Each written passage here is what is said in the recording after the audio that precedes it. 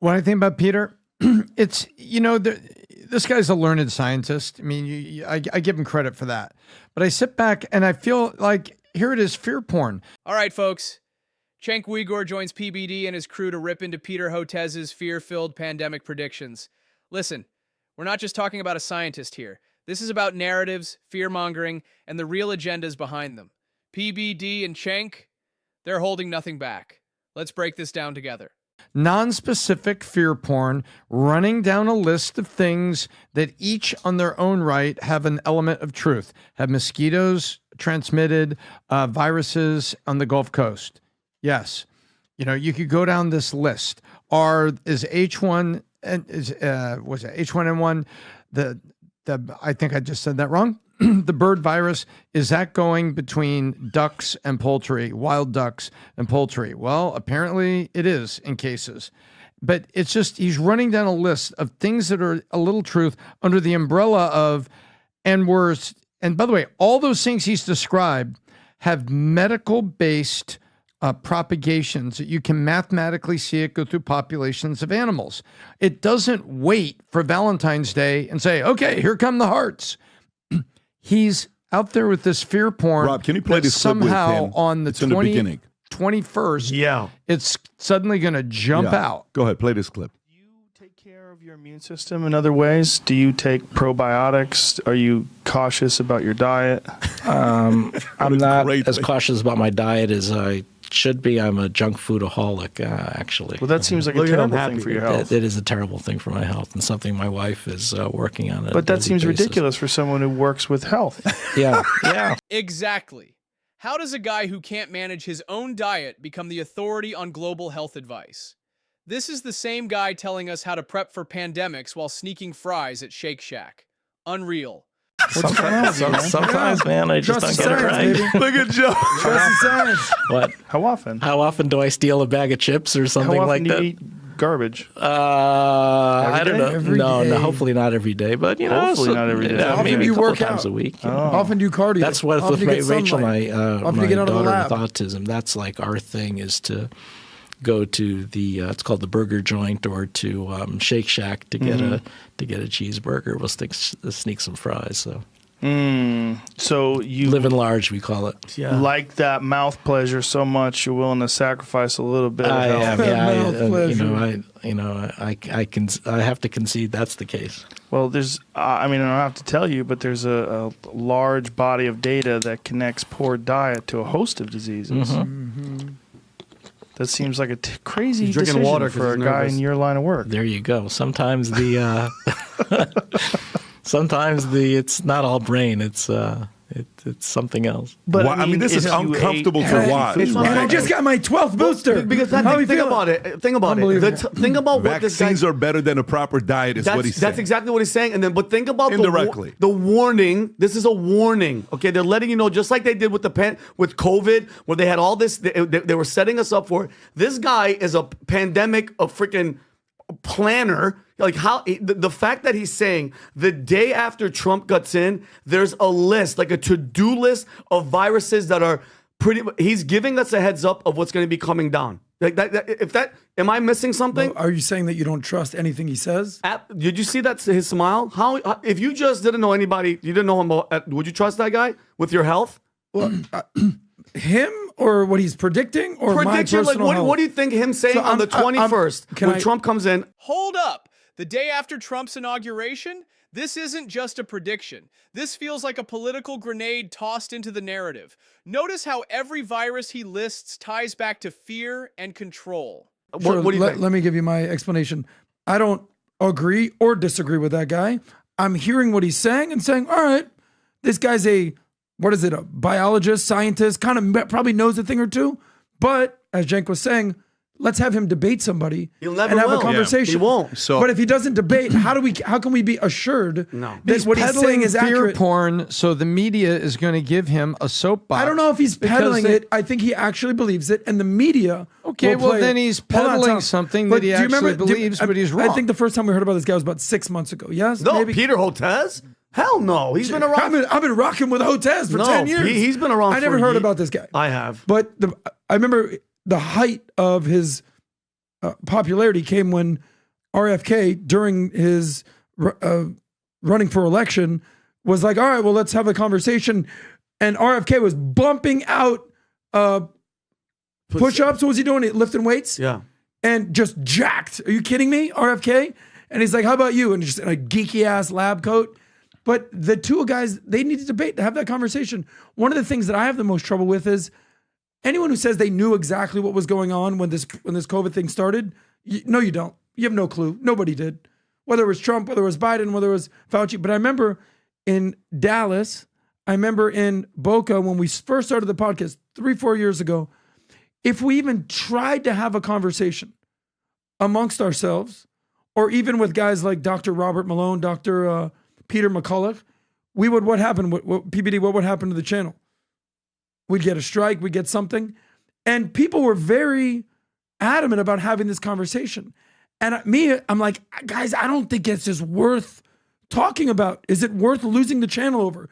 And some people with their conviction, not PBD, were like, yes, we need to have this conversation. I said, nothing's bigger than our channel. Imagine if TYT got taken down. But I think the reality is these conversations need to happen. We need to have these debates. Yeah. I don't know if this guy's right or wrong, but I want someone who's smarter than any of us to challenge him, just like Rand Paul challenged Fauci. That's what needs to happen. Yeah. So look, I agree with Tom. He's a good scientist, etc. But they're kind of using him as an Alan Lichtman here, right? So the mainstream media will pick different so-called experts to push out the point that they want to push out, right? So in this case, they want to scare the living crap out of you about January 21st. So as good a scientist as he might be, don't tell me that yellow fever might start on January 21st. That's nuts, right? That reminds me of Alan Lichtman's keys and I know, exactly. I'm the expert. Yeah. I'm the expert, right? So now I got a super interesting story for you guys. About a decade ago, Bobby comes to me because we knew each other from like liberal circles back in the day, and says, "Hey, I want to do this debate," right? Just like he wanted to do debate like this here, right? Mm-hmm. But he's been wanting to do it forever. Now, I don't agree with Bobby on vaccines, and I don't know how he knows better than 99% of the doctors and the scientists, but I said, okay, I love debates. So I tried to organize a debate a decade ago with Bobby and these guys, and I couldn't get a single scientist, professor, or anyone to debate. This was when? This was about 10 years to ago. about 2015, actually, 9 years ago. Okay, And why? John? because this is what I'm trying to get the Democrats and the left to stop thinking in this way, because they think even the debate misleads people. And there it is. The refusal to debate RFK isn't about science, it's about control. If the science is solid, why not defend it? The real danger isn't the debate, it's silencing it.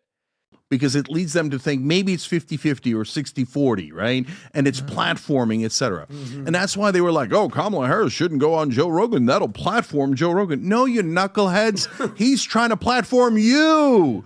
And they think, because they got this mindset of we're permanently in charge, right? And it's our rules, it's our playhouse, and this is the thing. So since they never had to let Cenk Uygur on or Anna Kasparian on or Vinny on or Pat on to CNN, MSNBC, they think, well, we'll just shut them out. But again, guys, they genuinely believe it. They think this is super dangerous if we let it get out. Mm-hmm. So we've got to make sure they shut up. But that is not what America's about. America's about freedom. It's about all of us talking together. Finally, someone gets it. Cenk nails this point. It's not about whether you agree with RFK or Hotez. It's about having the damn conversation. Without that, we're just living in echo chambers. And it's about some of us being wrong from time to time, right? Yep. And so that's why this attitude is wrong. Here, I got a proposal, right? I like proposals. Why don't, now the election's over, Bobby is likely going to be the head of Health and Human Services. Now you got to debate him, right? Now they probably want to debate him. So why don't you and I, Pat, moderate a debate, okay? And I bet you they take it now. I don't know if Bobby will take it now, because now he's going to be in charge potentially, right? But now that he's in this situation, whether it's before his confirmation, after his confirmation, but hell, before the confirmation would be amazing, right? You think Peter Hotez would sit down with you two and RFK? I don't care if it's him but give me your best signs. Someone that I agree with, right? Someone that believes in vaccines, someone that believes that the fluoride in the water is fine. Whatever it is, Who are the people? but especially vaccines. Yeah. Well, listen, I would personally give $5 million to a charity to sit down with a 3-hour podcast of Fauci and RFK, and he would never do it. Never. $5 million to any vaccine-injured people. Matter of fact, Fauci gets to choose the charity, okay? $2.5 million Fauci's charity, $2.5 million Bobby's charity, $5 million, 3 hours sit down to actually debate, and he can't plead the fifth. If you plead the fifth, the money goes to the other charity of RF Kennedy. You have to actually talk. If you want to do that, we'll have that 3 hour. Because to me, like the person that we would like to see is that. That's the debate. In regards to Bobby, the one thing about Bobby that you have a relationship with him, you've known him a lot longer than I have.